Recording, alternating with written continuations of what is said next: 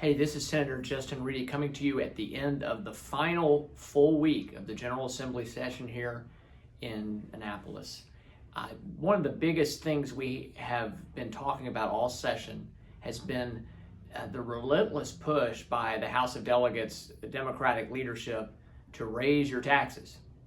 We've had over $4 billion with a B, $4 billion in tax increases of various kinds proposed by in the General Assembly, and most of those proposals coming from the House Democrats. The Senate Republicans, and we were joined by many of our Democratic colleagues, holding firm that we did not want income tax or broad-based tax increases in this year's budget process or at all. I, of course, am opposed to increasing our taxes ever because Maryland is one of the highest tax states in the country already. What we've ended up with in a budget compromise has been the Senate did hold firm, and the good news is that these massive tax increases, that anything from trying to expand sales tax to all these services that are not currently taxed, to some business corporate taxes that were going to make us even more uncompetitive with other states around us. There was a tax proposed and put into the House BRFA bill to tax higher rates for car trade-ins, and a number of other big tax increases. All have been defeated. They are not going to move forward, which is great news. The bad news is there is one major thing that will be part of the BRFA that will pass that is tandem with the budget. The budget itself is actually balanced, spends over $1 billion less than last year, but there is this Budget Reconciliation Act called the BRFA that has lots of things that gets crammed into it.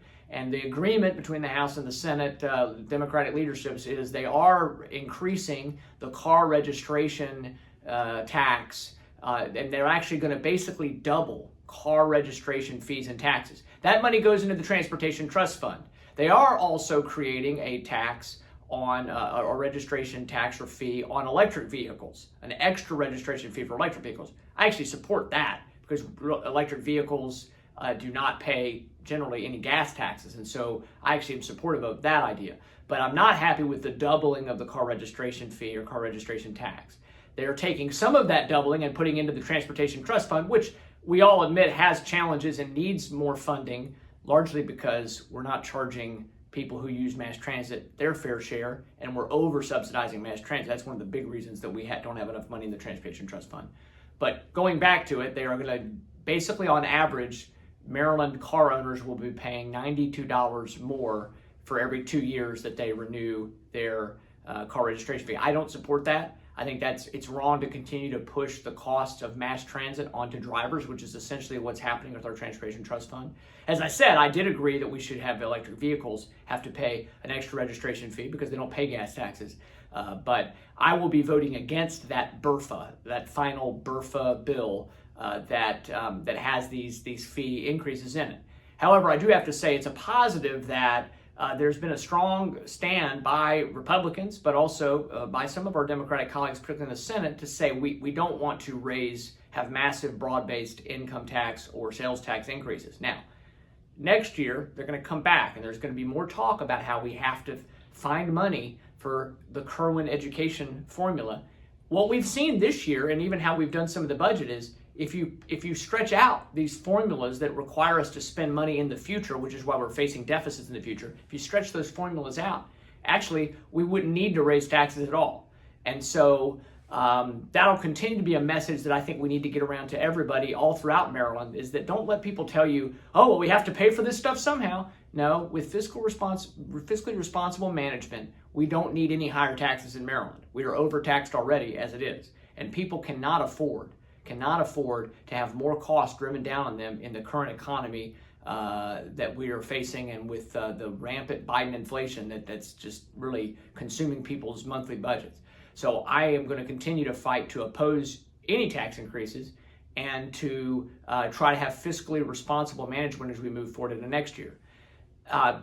One positive note that's passing yesterday in the House, they passed my Senate version of our bill to deal with this sludge that was being unregulatedly shipped into Maryland and was causing a lot of problems in farming communities.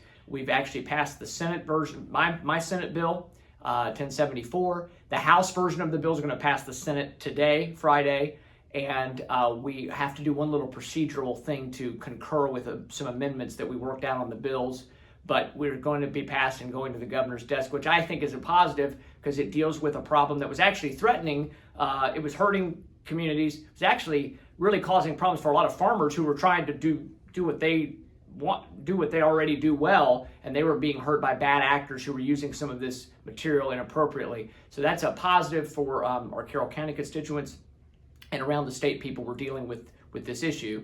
Finally, the last thing we're watching out for as we head to the final day of session on Monday is the fate of a lot of these crime bills. We had good bills that have passed the Senate.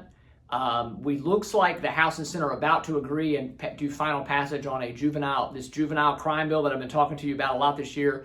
There's a back and forth on it. Looks like we're finally going to get that passed for good, which does have some good anti-crime measures for juveniles.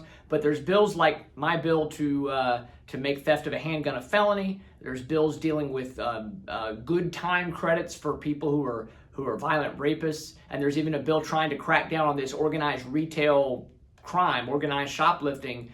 They're sitting in the House. We need the House of Delegates to move those bills and pass them. So that's kind of what I'm watching out for here late in session.